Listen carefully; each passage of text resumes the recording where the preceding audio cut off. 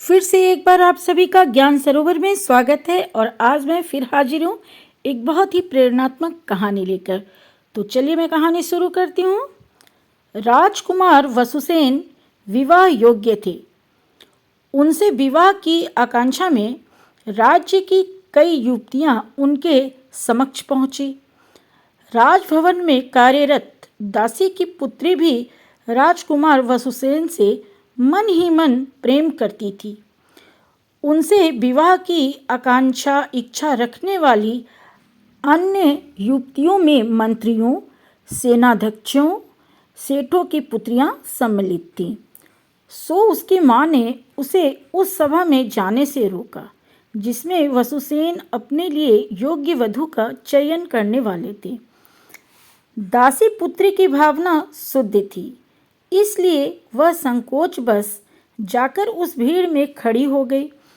उस सभा में वसुसेन ने सभी युवतियों को एक बीज दिया और उनसे कहा कि 6 महीने बाद उनमें से जो युवती सबसे सुंदर पुष्प खिलाकर देगी उससे ही राजकुमार विवाह करेंगे।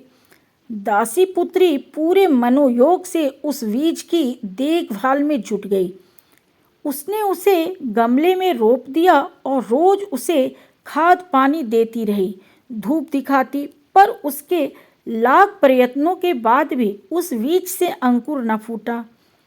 6 महीने बाद वह अपने खाली गमले को लेकर राजसभा पहुंची तो उसने देखा कि शेष युवतियां सुंदर पुष्पों से सुसज्जित गमलों के साथ वहां खड़ी हैं।